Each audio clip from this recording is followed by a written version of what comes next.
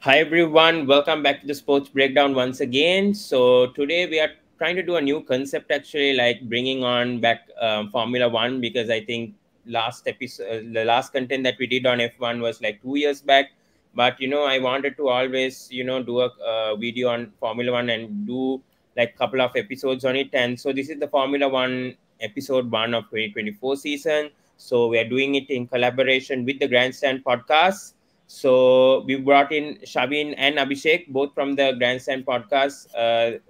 Both of them who follow F1 very closely, and I also wanted to always speak with some people who know a lot about the F1 content because it's always so annoying for me to do by myself because it's pretty hard because I do cricket and football at the same time. I follow those two sports, so very close and I do content on that very closely. So I wanted like on F1 to bring in a couple of guests because that's what I do with cricket as well, bringing guests and talk about that sport in particular. So hopefully we can do a couple of episodes on this F1 season, seeing how the viewership comes. So do subscribe to Sports Breakdown, like, comment, and share on our YouTube channel, and do follow the Grandstand podcast on X and on YouTube as well, and do follow their content. So all right, so let's get into the Formula One season, and our main focus, obviously, that we are going maybe on three main topics. So let's start with the topic one, which is obviously the European leg of F1 that's going on so far. We want to focus on the last three races, obviously the Spanish Grand Prix, the Austrian Grand Prix, and the Silverstone. But let's not go into depth into the races, but mainly go into like how the races actually happened. And let's go into Shavin first of all. Shavin, so I don't want to focus so much on the races, but just talk briefly on the European leg, like talking about how it's gone so far in qualifying. In the Austrian Grand Prix, we saw the sprint race, and we've seen, lot of, pole sitters from different teams. Usually it was Max Verstappen who was very dominant in 2023, who was dominating. Although I think in 2023, Max Verstappen, obviously, I think in 8 races or 9 races, he was on pole, but still won the races. But this time around, we see some competitiveness from, McLaren, Lando Norris. We've seen some competition from Ferrari when they obviously made the upgrades with Leclerc and Sainz. So your thoughts on, why has there been different pole sitters? Mercedes in the last two races have been very competitive, especially George Russell and Lewis Hamilton, both of them. But just want to talk about qualifying a bit. Why has there been different, race drivers who are getting pole in terms of qualifying, and why has Verstappen sort of struggled to become first in, in the last couple of races? Your thoughts? Yeah, over the last few races since Miami, I think you can make a really good case that McLaren's probably the best car in Formula One right now. I think since the Miami Grand Prix, you can make a case for that they could have won almost every race, right? Maybe not Monaco, I think, but since leaving Monaco aside, I think the other races they had a really good chance. Even in the last few races, Austria, I think, was really unfortunate. I'm on the camp that I don't think it was a racing incident. I'll leave it at that. So I wouldn't. No, I you have wouldn't to say elaborate. Why do you think it was? So it was. No, it was just Verstappen crashing into Norris. I think it's when I saw Yeah. that, it immediately reminded me of was it Brazil 2021 when he sent Hamilton off turn off four. off turn four. So it reminded me of that, and that's the thing, right? I don't want to go off on a Verstappen tangent, but when Max is challenged, you see that the teeth from Max, and you see him. He's not happy when there's another racer challenging him, and Norris has been really unfortunate, I think, and that is once again, he's not been in a championship level car before, so he's feeling the pressure of that. But yeah, I think the upgrades that McLaren have brought have really challenged Red Bull, and in my opinion, I think they've been probably the best car in Formula One of the last few races. Mercedes has also really stepped it up. Lewis Hamilton probably regretting changing cars now. It seems like an unfortunate, unfortunate bit of timing, but yeah, I think really Ferrari seem to have stepped down, but I think Merc and McLaren have really stepped it up with the upgrades. And yeah, it's honestly really nice to see that when you go into Q3 now, anyone can sit on pole. Yeah. And coming to Abhishek also, coming to that point as well, we saw I want to touch a bit on that Austrian Grand Prix incident, regarding Verstappen and Norris.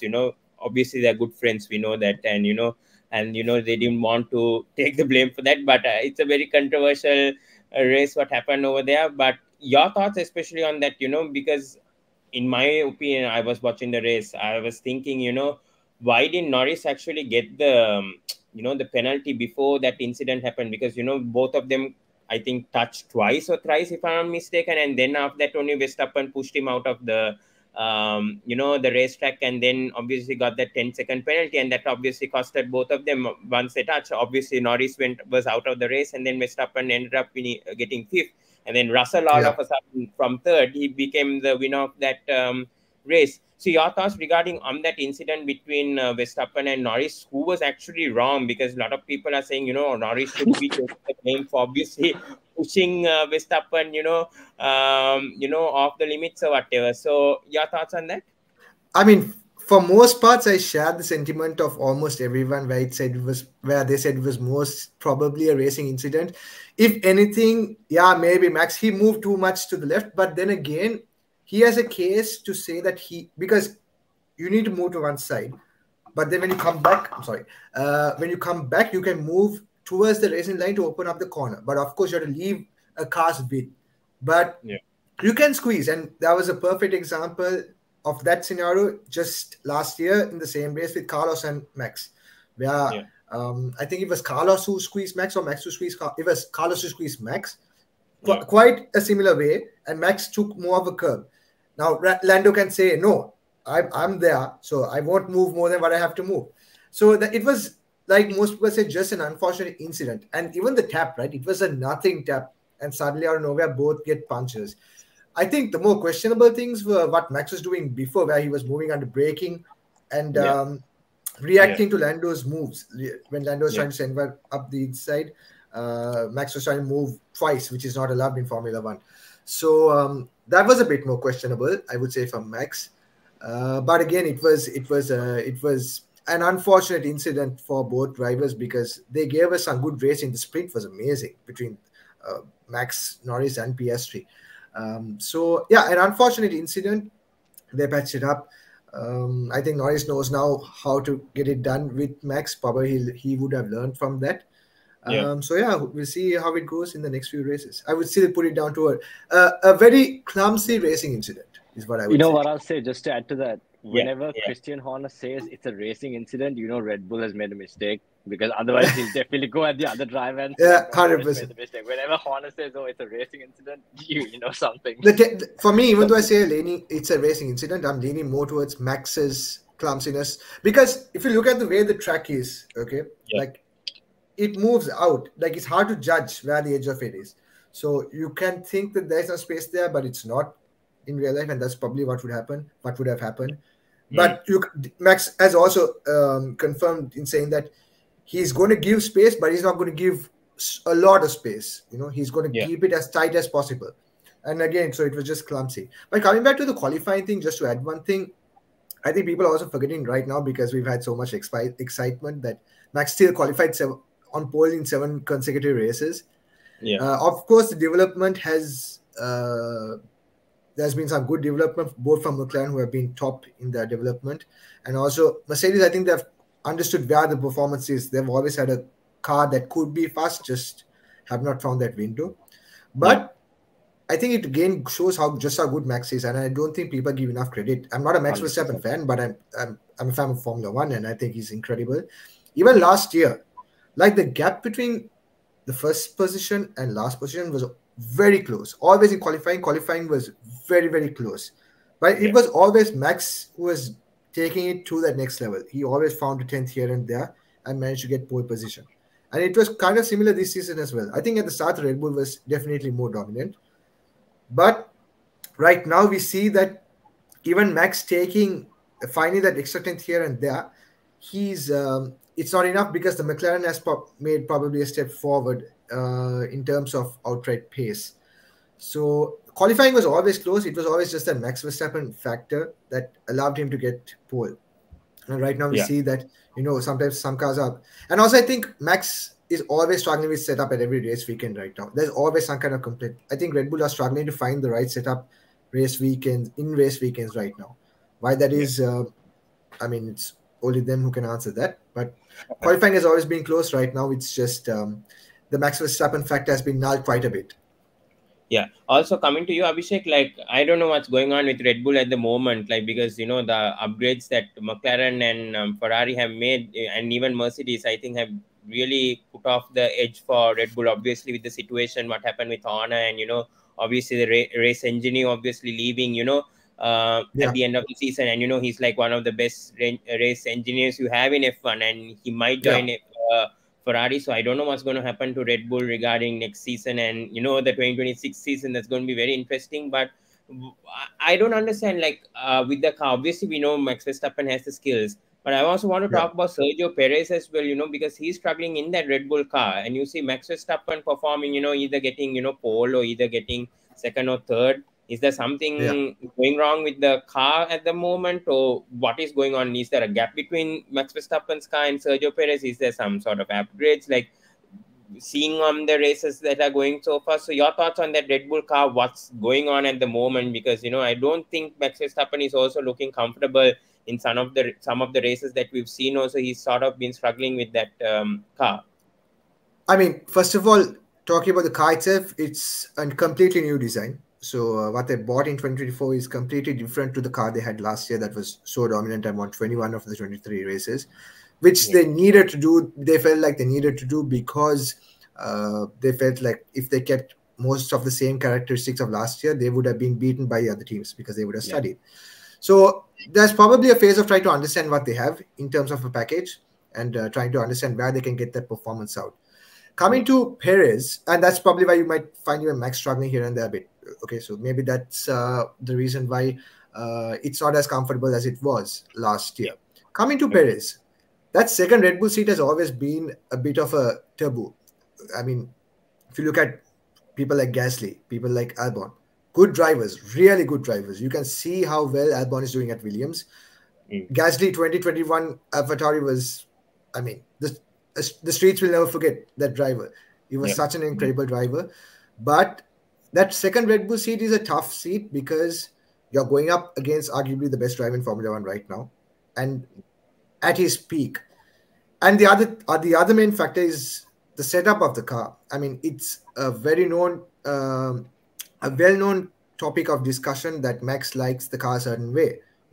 A sharp front end, minimal steering change when he goes into the car. He likes very high, a car that bites into the corners, basically. You change the steering wheel slightly and the car turns. And that's not easy for everyone to drive. And we've had this conversation on a podcast where you asked the question, why wouldn't you make the car according to what your best driver wants it to? Because if you give him a car where he's happy, he can win you the Constructors' Championship on his own. That's what happened last season. But I think you kind of got a rebuttal answer to that. This season, the problem is when you build the car around him, and let's say the car is not as fast as it was, and he needs a second driver, the second driver is completely lost. And he just struggles to extract the maximum out of that package. And that's what's happened with Perez right now, because the first 5 races were pretty solid, again, just like last season. But as soon as we come to the European circuits, or I don't know whether it's just the upgrades that they bring, he's completely lost again. He's just struggling to find performance in that car. And that's where Red Bull have got to ask the question, like, do they care about the constructors? Do they really want to get that title and get that money? Or is it all about the drivers? And if it's just about the drivers, I mean, fair play to them. I'm guessing they don't really care. I mean, that's just how they want to go. If they want to keep the star driver happy, I mean, then they'll continue the development down that road. Shavin, what do you think? I mean, the thing is with the whole, like what you explained about development, it's so true. And the other thing is, I mean, I am of the opinion that I don't think Perez was ever really that good. I never thought of him as being like a really high level driver. And See, like Adrian Nevey, when he develops the car, he's trying to develop the fastest car possible, right? And the team's trying to develop the fastest car possible. And then when you have drivers like Max, they're able to extract 100% from that car. But and it's not necessarily just about building the car on Max, right? Max, when you make the car faster, Max is able to get the 100%. But it just seems like Perez is not. And even from the examples that you use, like Albon and Gasly, I think for me, to my memory, this seems like the biggest slump that I've seen from any Red Bull driver, in the second seat, because he has 15 points from the last 6 races. Max scored more than that in the last race. So I think it's been really, really disappointing from Perez. And I think his performance clauses, if he finishes 100 points behind Max, they can terminate his contract. So I think there's 2 more races and then the summer break. I really don't think, unless he does something really special, I don't see him surviving the summer break, to be honest. Yeah, so I think the clause. Sorry, yes, Pan. Sorry.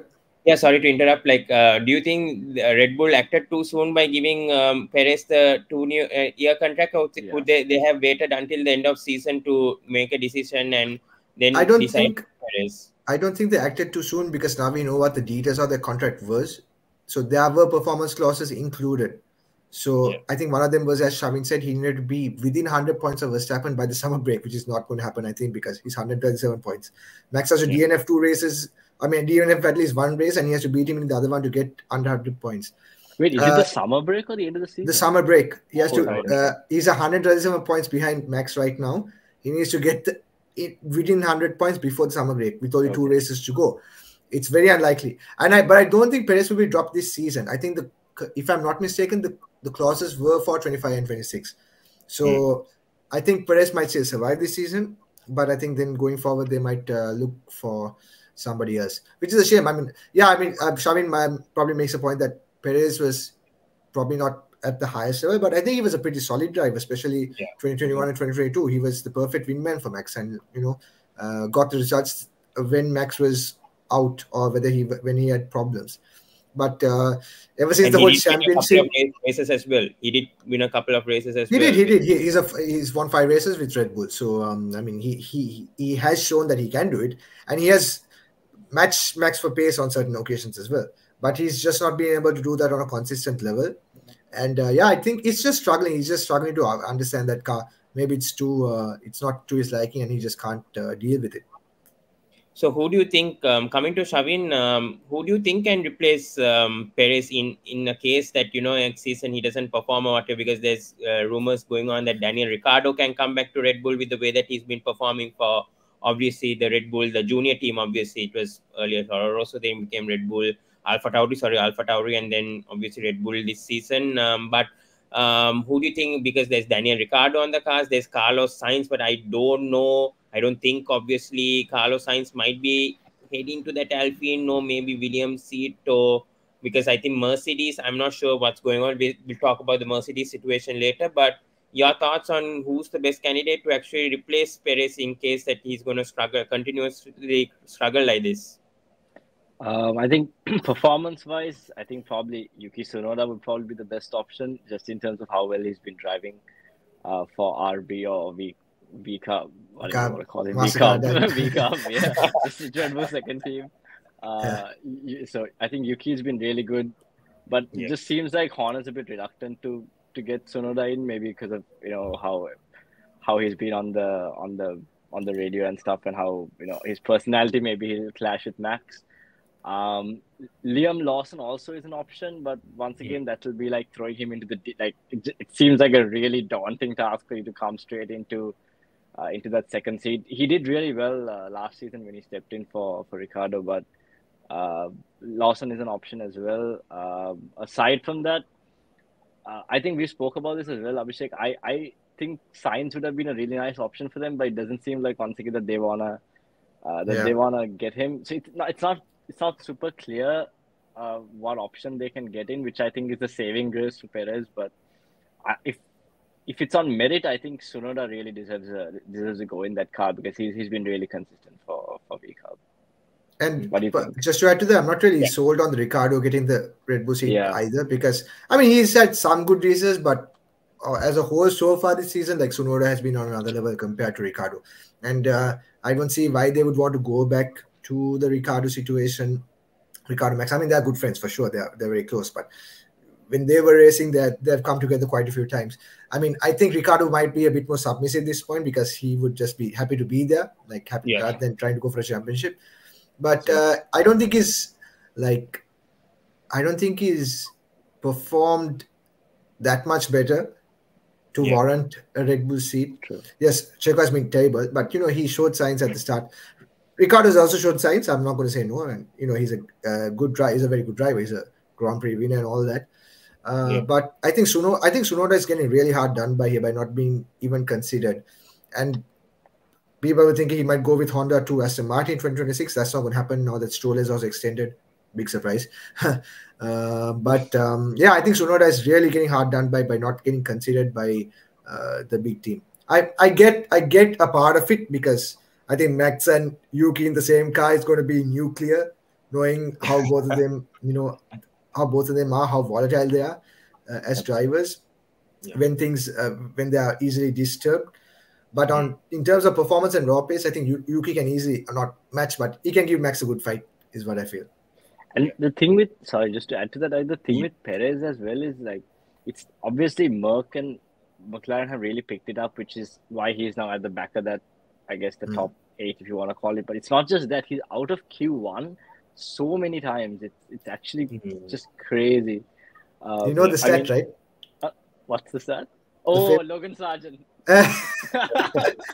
So Logan Sargent has, in a Grand Prix qualifying session, has never managed to out-qualify his teammate, Alex Albion. Oh, yes. But he's managed to out-qualify Sergio Perez 7 times, which is wild. That is. And he went to Q2, right, in the last race, or what, if I'm not mistaken. Yeah, he was pretty good. So, I mean, he was pretty solid. But that's why. What do you think, Pawan, of Perez, to be honest? Sorry.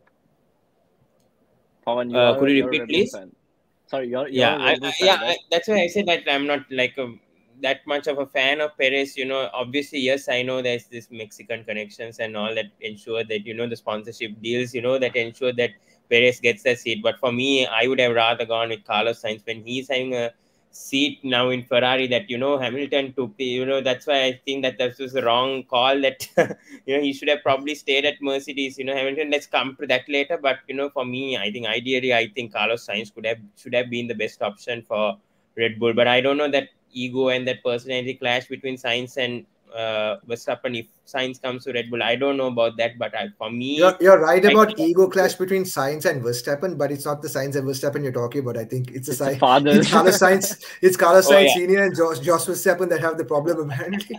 But they're supposed to be friends. I don't know. They're supposed to be running friends now and all that. I don't know what's going on, but that was also a bit of a talking point because they were teammates back in 2015 with Toro Rosso. And apparently things didn't go down well there as well. So absolutely. But for me, I think right now, Carlos Sainz obviously is proven with Ferrari and will come to Ferrari discussion as well. But for me, I think Carlos Sainz is the best person out there, or either go back with Tsunoda, as Shavin said, or even Albon with how he's performing with Williams. I think very much impressed. But I think Albon would likely try to go for that Merc seat. But we'll talk about Mercedes as well in a couple of minutes. But I just want to touch on coming to McLaren. I want to touch a bit on Oscar Piastri because Oscar Piastri's progress has been very good, Abhishek, but I feel like he was very unlucky to win he could have won maybe one race this season with the way that he's been performed, because he's been coming second a couple of times and then third a quite few times. I feel like, yes, Norris won at Miami finally, but I feel like Piastri has been pretty unlucky in some races. So your thoughts on Oscar Piastri's performance so far this season? Yeah, 100%. I think I don't have a favorite driver, but I'm a massive fan of Oscar Piastri. I think the guy has no fuss, just comes to the racetrack, does his job, and he's impressive. And credit to Mark Webber because he was blowing Mark Webber, who is Oscar Piastri's agent, he was telling when he didn't get a seat that F1 is missing out because this guy is, a star of the future. And maybe it was a good thing that he didn't get the Alpine seat because he would have been stuck at a car that's not really performing well. But right now he's, fighting at the sharp end. And he's been very, very impressive to say the least. Just his second season, the way he's racing. Austria was a perfect example. That sprint race where he was very daring. And, I support McLaren, whatever, but a lot of the Lando fans were like, oh my gosh, Oscar kind of robbed Lando from a race win or a sprint win or whatever. Like, what? No. Norris didn't get the job done. Oscar got the jump. That's racing. I have no problems. And he has been a bit hard done by contact quite a few times. Miami, especially with Sainz. And strategy as well. Silverstone, they didn't execute strategy well, McLaren. And that's something, again, that they had to get used to. Getting used to making those calls in those do or die situations to get the maximum result. So there's quite a few results that he could have gotten, like more positive results than what he has. But in terms of how he has performed, very impressive. And of course, there are always things that he can improve on, especially his time management. He's gotten better, but of course, he can always improve on that as well. But the way he's been driving and the maturity he's shown, he's been incredible to watch. Anything to add on, Shavin? No, 100%. I think he was a really, really highly touted prospect before he came in, and he's shown us why, because he's competing with Lando Norris, who is a championship level driver, and they have arguably the best driver pairing. There's a lot of good driver pairings, but one of the best driver pairings in Formula One right now, and he's been doing really well. He's really unlucky not to win a race this season, but I think if McLaren can keep the same level of performance and keep developing, I can see him winning a race this year for sure. 100%. And there's 12 races to go. I mean, anything can happen. So it's very likely. Hopefully, I hope we haven't cursed him, Shavin.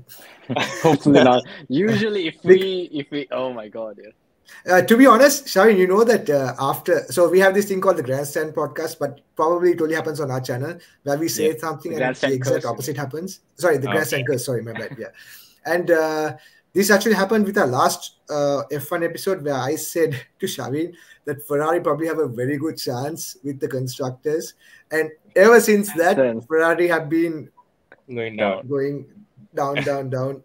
And so seems to be going. Piastri. Yeah, I hope it doesn't. Maybe I said it on another channel, so maybe it won't work. Oh, yeah, definitely. Yeah.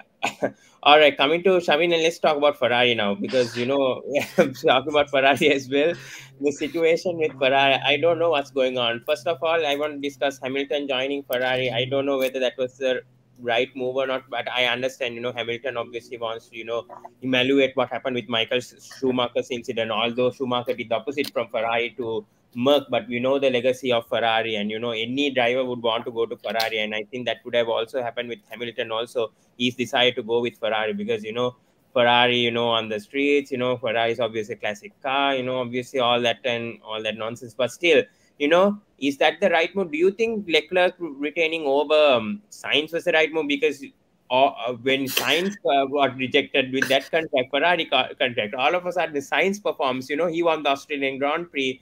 He's performing in a level that, Leclerc couldn't imagine. And then Leclerc obviously won the Monaco Grand Prix, his home Grand Prix. And, so both of them have equal and one race. So it's very interesting, the situation that's going on with Ferrari, because both the drivers seem to be very competitive. And now we are seeing that Leclerc is all of a sudden not performing. He's underperforming that Ferrari in the last few races, and Sainz has been, actually the one who's been the competitive driver. So we don't know who's the number one at Ferrari right at the moment with what's going on. So your thoughts on that, Shavin, because you're the Ferrari fan. I want to obviously discuss this with you, the situation.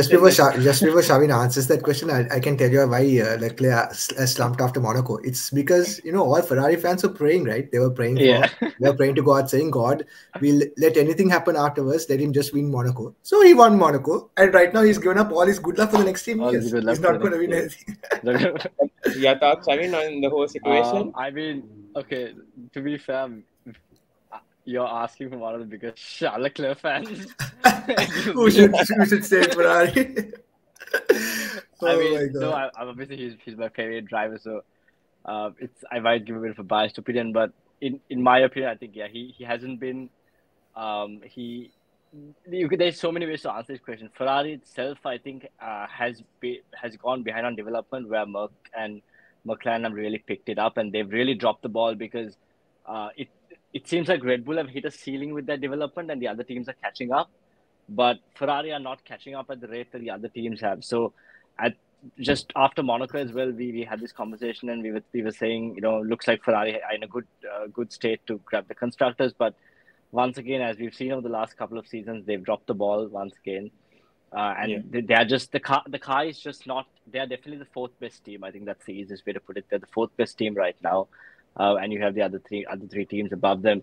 In terms of the drivers, Sainz has had a really good season. I think it really been filled by the fact that he's not getting the seat next year, and Hamilton's coming in. So I think it's really lit a fire under him. He is driving for his place in Formula One because he hasn't secured a seat as well. And on the flip side, I think Leclerc's been up and down. I am of the opinion that if you have a championship level car and if you put both of them in an equal car, I think Leclerc will beat him.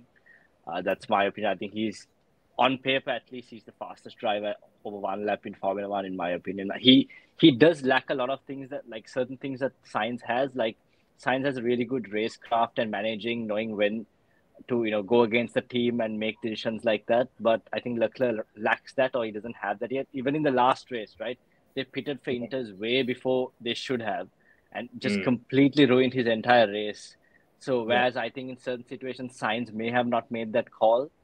That being said, I think if the team makes the right calls and he's put in the right position, I think he's one of the few drivers who can actually challenge or beat Max Verstappen. So I think Ferrari have a clear number one driver, and it is Charles Leclerc, and I think they will back him. When Hamilton does come, however, I'm really interested to see how this dynamic's going to work. One thing is, when Ferrari start making these mistakes, how is Lewis going to react? Because he's always had this really good relationship with the team, with Toto and Bono and that whole team. So how is Lewis going to respond? I'm really interested to see. But yeah, I really think Ferrari have dropped the ball because they had a really good chance of getting the constructors. Now I don't know if they still do have the chance, to be honest. Yeah.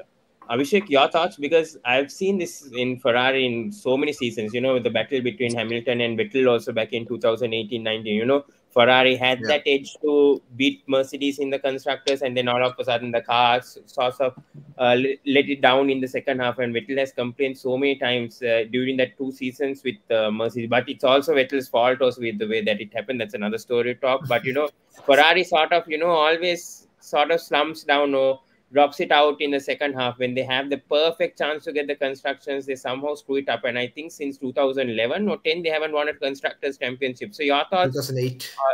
2008, yeah. That's a pretty long time with a history of Ferrari obviously having the most constructors championships in Formula One history. Yeah. So with the records that they have, so I don't know what's going on with Ferrari in the second half of the season. But your thoughts on why this happens to Ferrari? Is it like upgrades aren't that successful, or what is wrong with the Ferrari when it comes to because I think you nailed it yourself. I don't think even they know what's wrong. No, the thing is this, right? You can't Ferrari are a team that has all the resources in the world. They are probably a multi-billion-dollar organization. They have all the support they need. They have all the facilities. If you go to like Ferrari Full Access or whatever they are, YouTube, whatever, you go and they have these visits to their sites. State-of-the-art technology. They are not lacking in any of those regards. Okay. Like a team like probably Haas or Williams would have. Williams are still struggling with age-old tech, apparently, according to James Walls. So they are not lacking in terms of technology. They are not lacking in terms of money. And not even lacking in terms of personnel, intelligence. They have some of the best engineers in the world working for them. But for some reason, like, there's just something about it that after having a very good car, and I will still stand with what I said for quite a while right now, that on raw pace, like the Ferrari is still probably there or thereabouts to being the fastest car. Like on raw pace, like forget about conditions or the time measure of weather. On raw pace, the Ferrari is probably more or less there. Maybe McLaren might be right now, but still I would put my hat in the Ferrari basket. But they just don't know how to. I just think they don't know how to work with what they have. And that was the story of the 2022 season. They had a very fast car and a very fast driver. And the amount of race wins that they bottled, at least for the first half, from the second half, Red Bull were faster.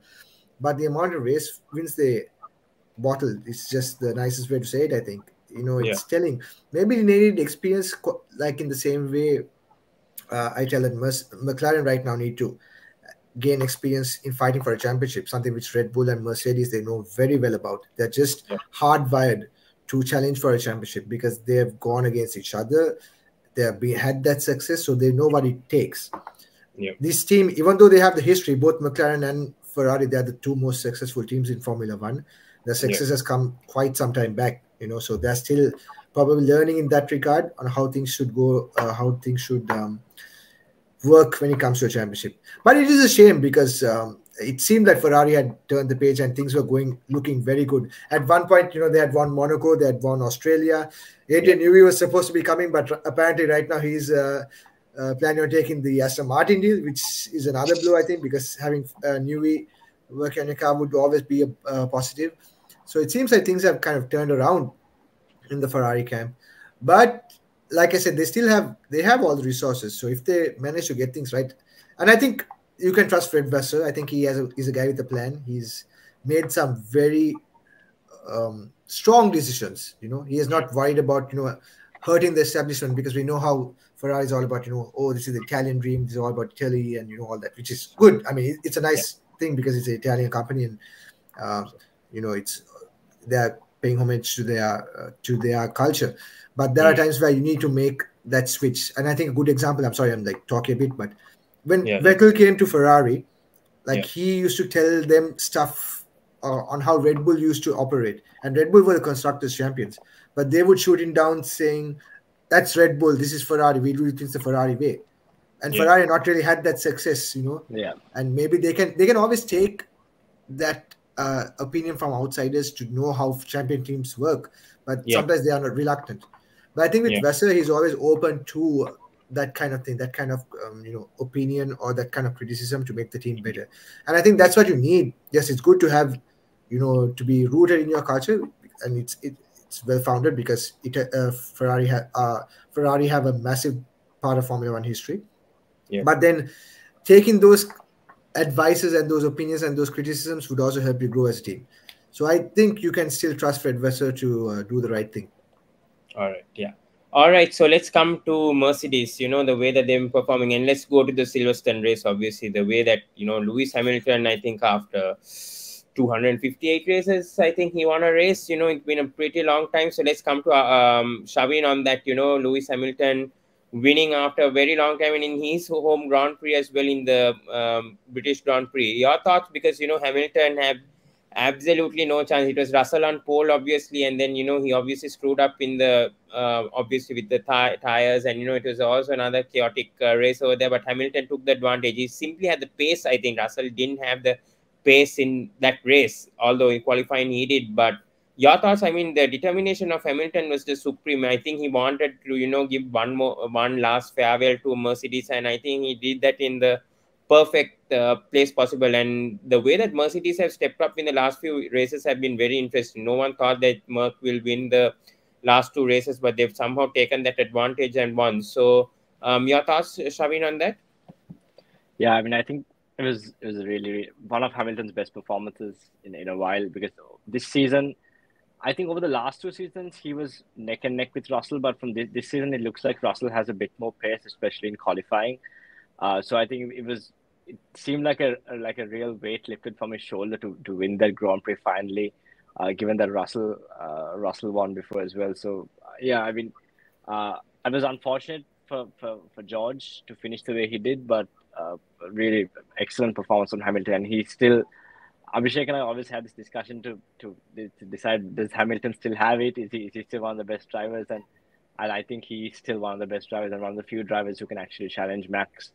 And he took his opportunity really well in the race, and he drove really well from start to finish. So the only thing is, it's just like I said, it's coming at a time where Merc seems to be stepping up and Ferrari seems to be going in the opposite direction.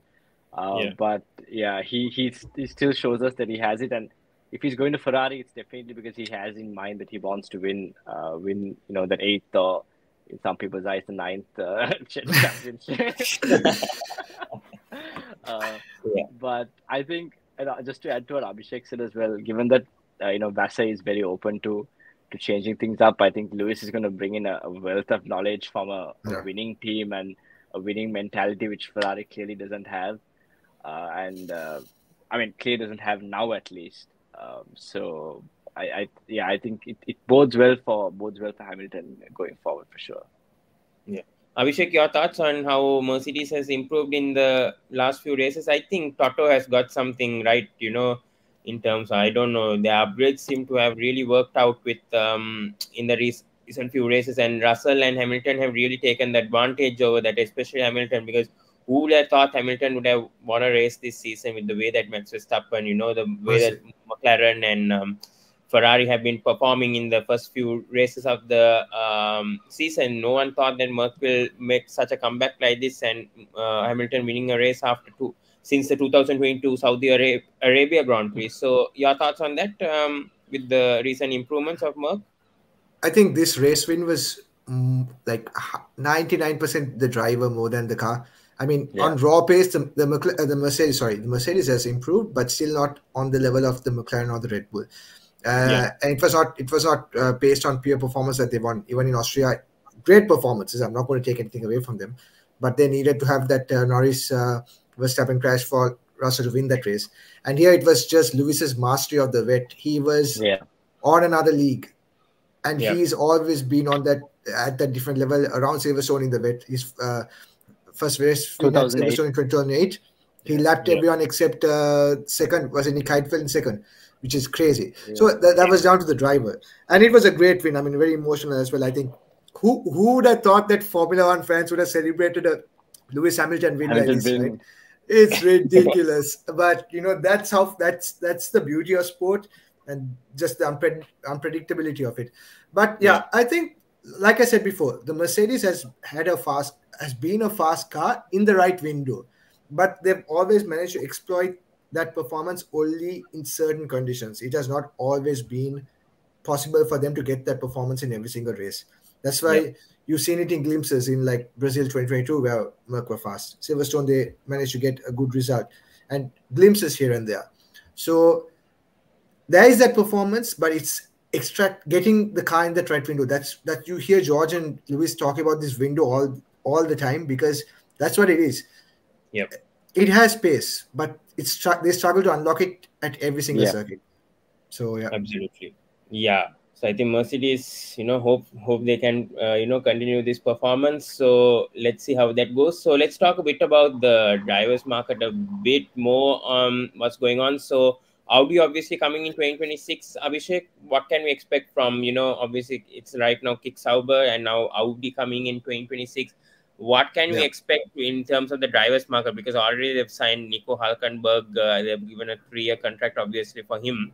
But who do you think will get that second Audi seat? Because there is Carlos Sainz eyeing on that, but at the same time he's hesitating whether he wants to take that Audi seat or the Sauber seat, and then Audi seat or a Williams seat or even the Alpine seat. Then you have Ocon, who's there also, who could take, but probably he might end up going to Haas also. So what do you think regarding on that situation on Audi coming into F1, how things will really, because obviously in 2026 we'll have a new engine unit. Obviously, I don't think they're going with the hybrid model. I'm not sure whether they continue with that. It is going to be hybrid. It's actually hybrid. It's going to be 50-50. Right now, the energy harvested from the hybrid unit is only 30%. But that's where this whole, I can explain it a bit. It's not going to be 50-50. So the energy that will be harvested from the battery pack is going to be 50%. And you're going to get more power from the battery pack, which is why you have this whole active aerodynamics and all those things, which we still don't know too much about. We have a basic understanding of, but there are more things that need to be coming out in terms of how the things will work, in terms of how it will get activated. What is the, it will be available for all drivers now, if I'm not mistaken. There's no 1 second rule, anything like that. But how the detail points are going to work and all that. But I think you've nailed it on the head right there by saying that the drivers' market will be heavily influenced by the 2026 regs. It was obvious. Any Formula One fan following would understand that, because it throws everything up in the air, right? Right. The order we have right now will not necessarily be the order in 2026. And people are trying to understand, all the drivers are trying to understand, what the development scenario is like right now. They're trying to understand who has got, a good understanding so far of the regs, who has not got a good understanding, so that they can make an informed decision. And so regarding the Audi seat, if the Twitter accounts, which are usually reliable, if they can be trusted, Audi are very confident of what they have in terms of power unit and the entire package. And if that's something, if there's truth to that, I think Sainz should go for it. The only problem being that he will probably spend one season at the back of the grid, because next year he'll be Sauber, and Sauber is not really making that much of an improvement slight improvement, but not anything of note, unfortunately. So he'll need to decide whether he wants to have that, one season at the back. But then again, his other option has been Williams, which is an occasional point scorer, which is a solid car on some races. But again, it's more or less the same thing. He will be at the back of the grid. Maybe here and there he can get performances like what Alex is doing. But in the hope, according to the rumors again, that they'll have a very good power unit in 2026 with the Mercedes engine, which was similar to what happened in 2014-15, where the Williams was actually like a very good car, a decent car. They were occasionally on the podium for those 3 or 4 seasons. They even finished, I think, P3 in one season in the initial phase of the hybrid era. So I think Carlos could consider that as an option. But then there's also the Alpine situation, because like we said before, Alpine could be considering, they could be ditching their own engines and deciding to go for Mercedes ones, which could be very interesting. And then he has, a team with more financial backing, because Alpine is backed by Renault and all those. I don't know how it will work right now if they get rid of the engine, but they're still a company that has a lot of money. So, but I think for him, I think the Audi, personally, I would say the Audi option is, a good one.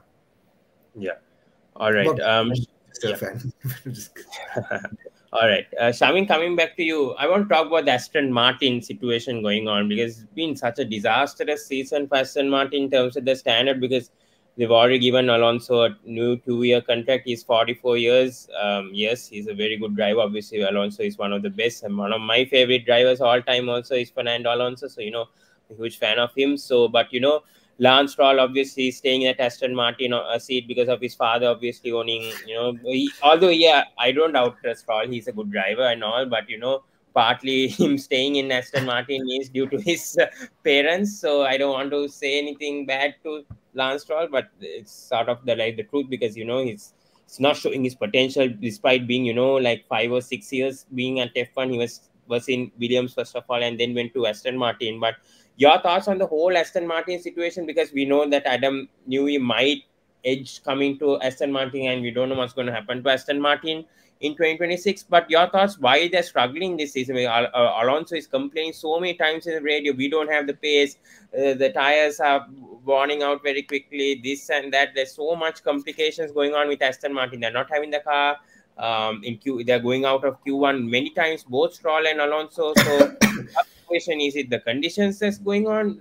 Because the first few races they did have some sort of pace, but now we are seeing that Aston Martin completely have dropped out, and we are seeing even Williams and Alpine doing much better than Williams doing much better than Aston Martin at the moment. So your thoughts? Yeah, I think it's just the way you laid it out. I think to be fair, they haven't developed the way the other teams have developed, and the driver pairing they have. You can't really fault Alonso, because Alonso usually, even being like 44, 45 years old, he's still managed to get as much as he can out of the car. But I think given they have one of the, I would say, I don't know if that's a fair way to put it, but they have one of the weaker driver pairings on the grid with Stroll and Alonso. So for example, if you take like Haas, like Hulkenberg's been doing so well for them, right? And Magunussen maybe not so much. And then if you look at even the other lower end teams, like Albon's been doing really well. So I think the issue is they don't have a really strong driver pairing, and I think the other teams have really outdeveloped them. But if the Adrian Newey deal does go through, and if he does come there, I don't know firstly how that will happen with the whole clash of personalities with Lawrence Stroll and everything. But aside from that, if he does actually end up going there, I think that could be a real game changer. But for now, I just think that they are being outdeveloped by the rest of the grid, and they just don't have the driver pairing to compete with them. And also, I think adding to the development point, Aston Martin has a history of copying designs, right? But not really. Yeah. They're copying, so that could be Yeah. that could be another. They don't understand what they have. I mean, I think they've also obviously they have their input in it, but initially it was Mercedes, then it was Red Bull, so maybe they don't know what they have again. Yeah. Now they have their own team, so I don't know what's going to happen with 2026. Let's see, it's going to be interesting. But coming to Abhishek, I want to end this video a bit sooner. So coming to Haas, that's a very interesting situation because I mean, 1 or 2 seasons ago, many people said Haas should leave F1 with the way that they perform. It's an American unit; they don't understand the basics of Formula One and all, but with the way that Magnussen and Hulkenberg has performed in the last 2 years, especially how Magnussen getting pole 1 year ago, and then now the way that Hulkenberg has been performing this season, sort of showing glimpses that they can compete in the top 10, try to get some points at least, maybe 8th or 9th or 10th or whatever, but they're showing some glimpses, that they do deserve to be in F1 because they had some pretty bad seasons, I think, the last 2 seasons. But, this season has been quite positive from Haas with the way they've been performing, and now getting Oliver Behrman ahead of next season, that's going to be very interesting. And with the 2026 upgrades, with the cars and all, you never know what Haas has got in store. So, and they do have billionaires owning, Haas and all, and they have the resources and all. So your thoughts regarding on Haas, Abhishek, because it's a very interesting story, with the way that Haas has been going along. Yeah, no, I think credit to Haas and I think to Ayako Matsu, who is the team principal.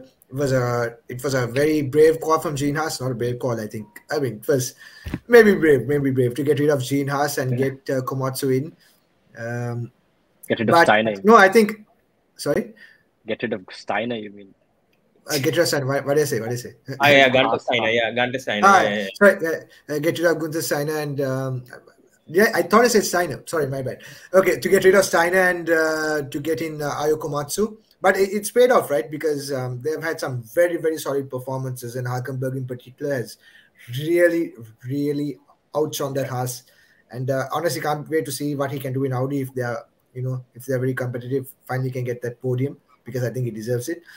But yeah, I think Haas need more money. That's been the problem, right? I think either Gene Haas needs to put in more money into his team or get in funders that can do it, because they have a decent package once again, and they have close work with Ferrari. It helps them out as well. But they've always lacked the funding. That's why they struggle when they crash and stuff like that. Like the development completely stops because they repair the car, which is not a very positive thing in a sport like Formula One, where you need development of your package to be competitive. So yeah, I mean, Haas have been very impressive. I think they have shown signs of coming up the ranks again. But again, they need funding. They just need their owner to give him more money. You need that to function, to be a successful team in Formula One. It's not going to always be a case of you just being one upgrade and you just hope that to last the entire season. It will never happen. Teams will make strides. You look at Alpine; they were terrible at the start, but right now they're knocking at the points on every single race. They're getting into Q3, so they will develop their package. And if you want to stay ahead, you also need to put in money. That's just how it goes. Agree with you completely. Yeah. But yeah, Shavin, I'm talking about the Magnussen situation. I want to talk. Do you think he deserves to be in Formula One? Because a lot of things going on, with the crashes that happened in the Monaco Grand Prix and all, now having 10 Dermot points, a lot of people are saying Magnussen should be off F1 with the way that he's been performing. Does he actually deserve a seat next year with the way that he's been performing this season, or do you think Haas will retain him? What's going to happen regarding Kevin Magnussen with the way that he's been, been reckless in recent times? Whether he deserves it is a very difficult question to answer, I think, because when he came back, he performed fairly decently, and now he's gone back to his old ways of just whenever he crashes, it's never his fault. It's always the other driver's fault. And I think it would be nice to give another driver a chance in that seat, because it doesn't seem like he's like Hulkenberg looks like he's leagues above him the way he's driving this season. He's out qualifying him almost every race, and he's driving so well. So Yeah, simply I would probably say no, because I think Baumann will probably come into that seat. And is Magnussen the person you want next to Ollie Baumann is also a question that Haas need to answer. And I think it really depends on what Ayako Matsu wants, but I feel like it could be someone else who comes into that seat, because if they do get maybe like Ocon, like the reports have been suggesting, Ocon and Baumann might be. It's not going to be any less like spicy of a pairing, because Ocon once again is not the best teammate to have. But Magnussen, I would probably say, based on what he's done this season, probably not. And they could get a different driver in and give them the opportunity in F1. Yeah.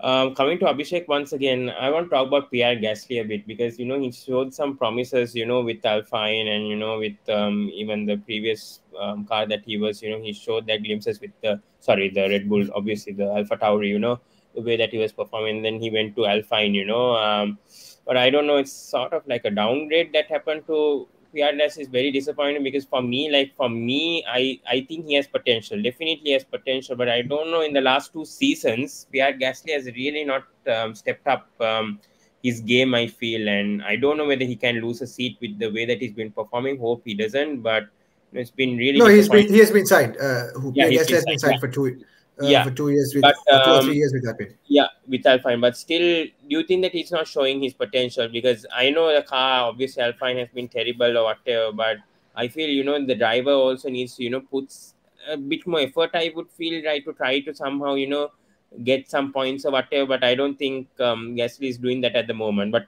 anyways, what's your thoughts? That's what I think. But what's your thoughts on I think you have a point, because Shavin and I always talk about Pierre Gasly. I think we rate him very highly as a driver, and especially after the 2021 season, where he was at an incredible level with the way he was performing. He's definitely not reached that level for sure. Yeah. But I think a part of that has been because the package he's had has not been the greatest, especially 2022. Avatari was an okay package, but not great. And Alpine in 2023, he got a podium here and there. He got podium in Zandvoort and the sprint podium in Belgium. So when the car was in a decent window, he did perform well, but it has probably not gone how everyone would have expected it to, because everyone was expecting. But you need to factor in the fact that Alpine also have not gone from where they were in 2022 when they finished 4th. Everyone was thinking they could really make that big step, and then Pierre Gasly was also supposed to come, but from there they've gone down, not up. So he's not really had the package as well, and maybe here and there he could have had some good performances, but he didn't. Unfortunately, don't know why that is, but I still think he's a very, very good driver. Shavin and I have had this conversation where he thought that Gasly would, easily beat Ocon, and I said no. And I don't think either driver has gotten the better of each other. They've been very competitive, and of course they've had their unfortunate coming together, but. To be fair, I think the car has been horrible. I think the car has been horrible. I don't think that. I completely agree with I think he's not really had the package to really show what he can do. But maybe it's been underwhelming. But I think you have to factor in the fact that the car has not been where it should be for Gasly to show his skills.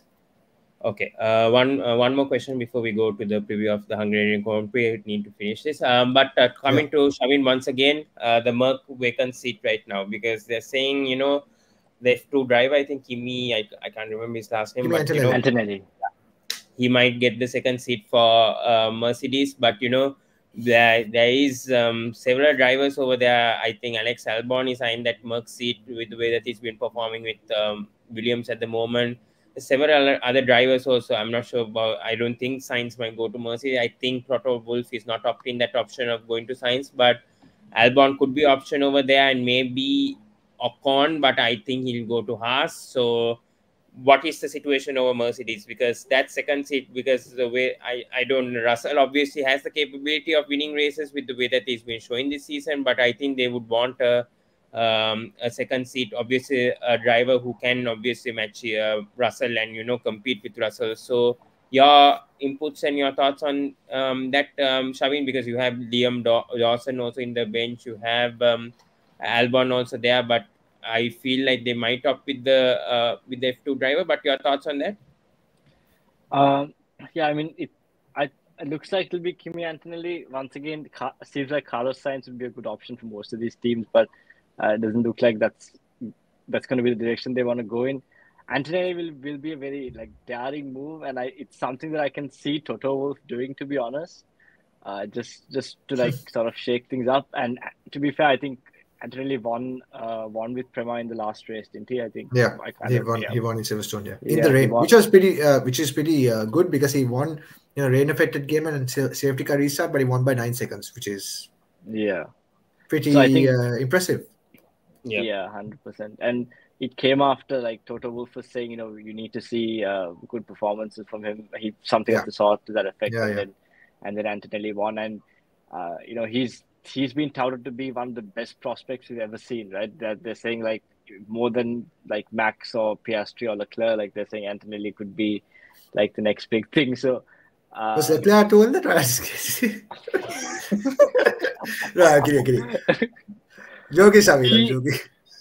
He has the biggest gap, I think, in terms of F2 win, in terms of points. Yeah, I know. I'm joking. I'm joking just to rub it. Anyways. Oh my gosh.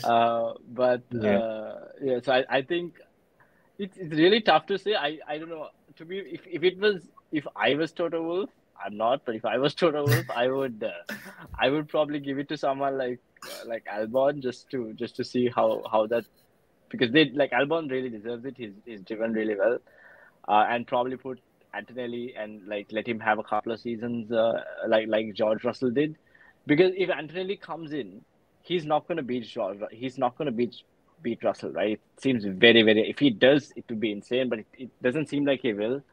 So it's just gonna put him on the back foot straight away. But it looks like it'll be Antonelli who comes into that seat, if I had to guess. What do you think, Abhishek?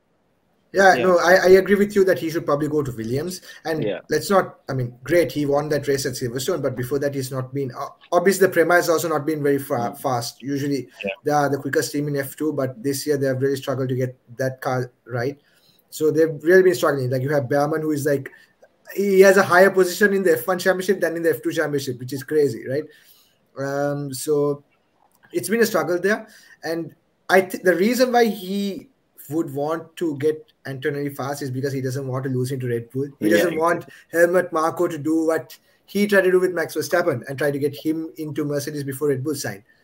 But I think if you give him a F1 seat, that would be enough for Antonelli just now, because it was the same with Max. He didn't get the Red Bull seat straight away. He got the Toro Rosso seat, and the Williams is a pretty solid car, and I think that would be a good place for him to start and learn his craft, because it's a completely different ball game with F1. The jump from F2 to F1 is, it's probably lesser now than before, but still it is quite a big jump, right? So I don't see the point in putting Antonelli in the hot seat right away, especially if.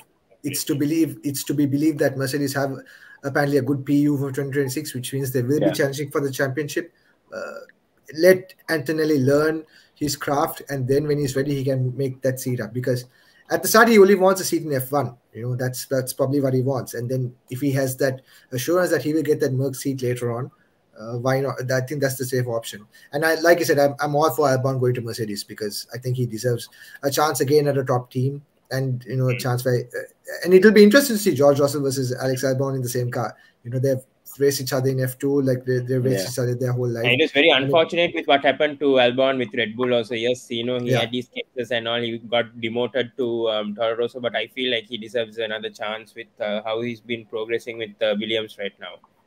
Yeah, 100%. I think he's. I think for me, he deserves the seat at a top team. Sainz as well, but I don't think Sainz will probably go to Mercedes. It doesn't seem likely. So Albon would be my pick for that Merc seat. Yeah.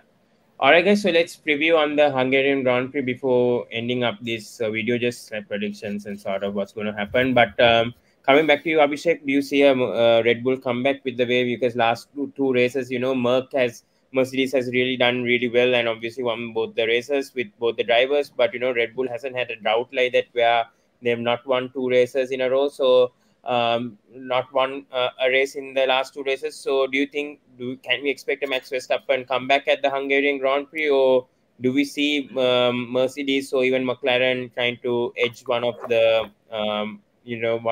either Norris or Hamilton or Russell getting that Hungarian Grand Prix victory? What's going to sort of happen? Again, I think it's McLaren. McLaren has to have the strongest package. They were the strongest package last season. With Red Bull, they were a strong package last time around, and it suits their car a lot.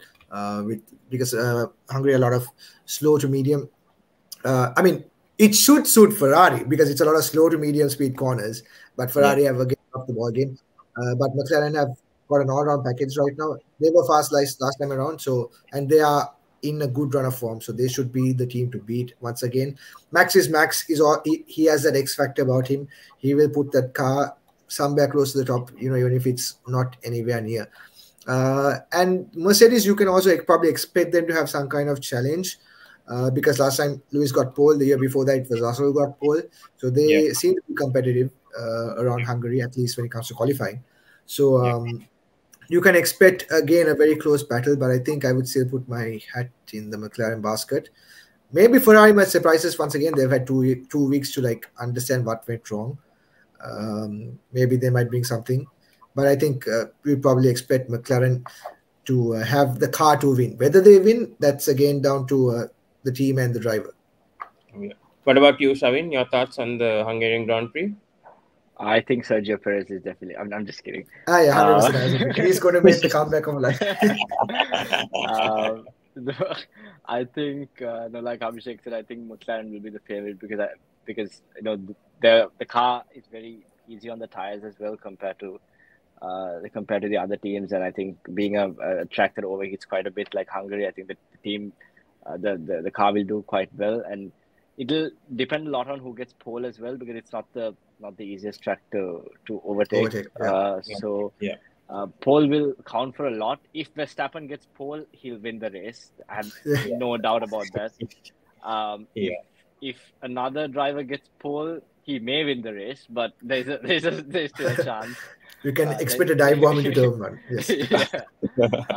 But I think I would, if I had to pick, I'd probably say Norris, but I wouldn't count out like Hamilton if Merck can get the car in the right window because I want to see how he does after race win. Definitely.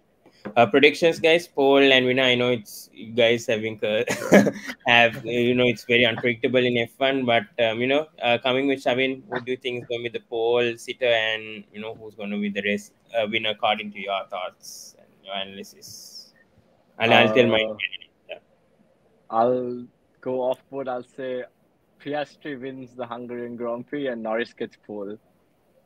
Oh, I like that prediction. I'm going for the most successful combination. Leclerc pole versus I'm just kidding. No. I think, Shavin, you made me think right now. I would go for.